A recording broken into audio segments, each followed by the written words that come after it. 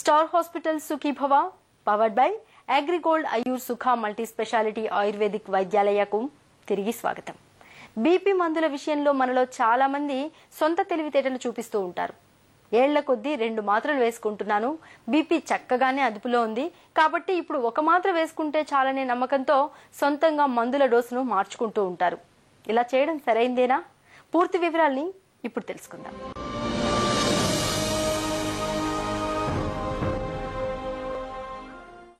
వయస్సుతో పాటు రక్తపోటు కూడా పెరుగుతుందని, ఎవరికైనా బీపీ అన్నది వారి వయస్సు ప్లస్ 100 వరకు ఉండొచ్చనే భావన మనలో చాలా మందిలో ఉంది. ఈ నమ్మకం ఎంతమాత్రం సరైంది కాదు. వయస్సుతో పాటు బీపీ పెరగడం సహజమే, కానీ దాన్ని తగ్గించి అదుపులో ఉంచుకోవడం అన్నది ఆరోగ్యానికి అన్ని విధాలా శ్రేయస్కరమని గుర్తుంచుకోవాలి. హై బీపీని అదుపులో ఉంచుకునేందుకు ఇవాళ డయూరెటిక్స్ మొదలుకొని ఛానల్ బ్లాకర్స్ వరకు అనేక రకాల మందులు మనకు అందుబాటులో ఉన్నాయి.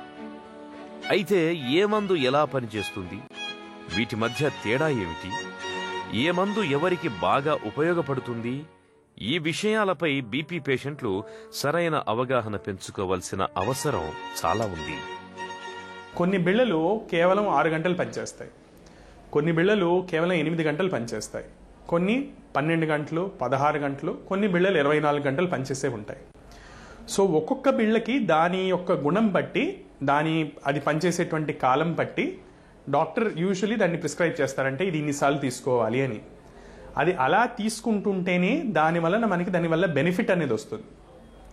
అలా పాటించకపోయేటప్పటికీ దాని ఎఫెక్ట్ అయిపోగానే మళ్ళీ వ్యాధి అలానే ఉండటం వల్ల బీపీ హైగా పెరిగి ఫ్లక్చువేషన్స్ ఇన్ బ్లడ్ ప్రెషర్ ఎక్కువైపోతాయి. అంటే ఒక టైంలో బీపీ ఎక్కువగా ఉండటం, ఒక దాంట్లో బీపీ తక్కువగా ఉండటం, ఇలాంటి ఫ్లక్చువేషన్స్ వల్ల బాడీకి ఎక్కువ హాని జరుగుతుంది. కొన్ని మందులు ఇది కాకుండా కొన్ని మందులు, ఫర్ ఎగ్జాంపుల్ బీటా బ్లాకర్స్ లేదా క్లోనిడిన్ అనేటువంటి మందులు వాడుతున్న వాళ్ళు సరైన సమయానికి పడకపోతే రీబౌండ్ హైపర్ టెన్షన్ అంటాం. అంటే ఆ మందు సడన్గా ఆగిపోవటం వల్ల శరీరం ఇంకో విధంగా రెస్పాండ్ అయ్యి నార్మల్గా ఉన్న బీపీ కంటే చాలా హై బీపీని ప్రొడ్యూస్ చేస్తుంది బాడీ. దీని వలన యాక్చువల్లీ వాళ్ళకి లేని జబ్బులు కొత్తగా వచ్చే ఛాన్సెస్ కూడా ఉంటాయి. అంటే బీపీ హైగా పెరగటం వల్ల హార్ట్ మీద ఎఫెక్ట్ పడటం, హార్ట్ ఫెయిల్యూర్ కానీ హార్ట్ అటాక్ కానీ రావటము, లేదా సెరెబ్రల్ హెమరేజ్ అవటం, బ్లడ్ అంటే రక్తనాళాలు మెదడుకి వెళ్ళే రక్తనాళాలు రప్చర్ అవ్వటము, ఇలాంటి డేంజరస్ ఎఫెక్ట్స్ కూడా రావచ్చు. సో ఇన్ జనరల్ అన్ని బిళ్ళలకి, ఇన్ పర్టికులర్ కొన్ని బిళ్ళలకి ఖచ్చితంగా టైం ప్రకారం వాడాల్సి ఉంటుంది. Diuretics, channel blockers, ACE inhibitors high బీపీని అదుపులో ఉంచుకునేందుకు ఇవాళ ఎక్కువ వాడకంలో ఉన్న మందులు ఇవే. డయూరెటిక్ మందులు శరీరంలోని నీరు, లవణాల శాతాన్ని తగ్గించడం ద్వారా రక్తపోటును అదుపులోకి తీసుకొని వస్తాయి. ఇక ఏసీఈ ఇన్హిబిటార్స్ రకానికి చెందిన మందులు నేరుగా రక్తనాళాలపై పనిచేసి వాటిని విశ్రాంతి స్థితిలోకి తీసుకురావడం ద్వారా రక్తపోటు పోటెత్తకుండా నివారిస్తాయి. ఏఆర్బి రకానికి చెందిన మందులు రక్తనాళాల కండర కణాల్లోకి కీలకమైన కాల్షియం చేరికను అడ్డుకొని రక్తపోటును అదుపులో ఉంచుతాయి. అయితే వీటిలో ఎవరికి ఏవి ఎక్కువగా ఉపయోగపడతాయనే విషయాన్ని పేషెంట్లను స్వయంగా పరిశీలించిన తరువాతే డాక్టర్లు ఈ మందులను సిఫారసు చేస్తారు. బీపీతో పాటు ఒక వ్యక్తికి మైగ్రేన్ ఉందని అనుకుందాం. అప్పుడు వాళ్ళకి బీటా బ్లాకర్స్ అన్న మందులు వాడతారు. లేదు బీపీతో పాటు ప్రాస్టేట్ ప్రాబ్లం ఉందనుకుందాం, అప్పుడు వాళ్ళు ఆల్ఫా బ్లాకర్స్ అనే క్లాస్ ఆఫ్ మందులు వాడతారు. లేదా బీపీతో పాటు ఒకళ్ళకి ఆస్మా ఉందని అనుకుందాం, అప్పుడు వాళ్ళలో కొన్ని మందులు వాడకూడదు, ఏస్ ఇన్హిబిటార్స్ లాంటివి వాడకూడదు.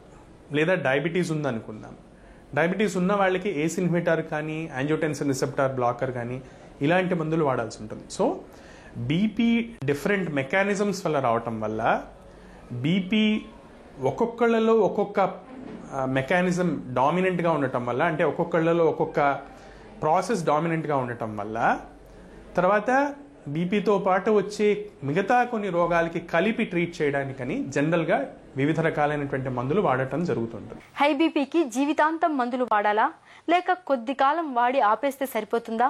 మనలో చాలా మందికి ఇదో బేతాళ ప్రశ్న. బీపీ మందుల వాడకం గురించిన మరిన్ని వివరాలను ఓ చిన్న విరామం తర్వాత చూద్దాం.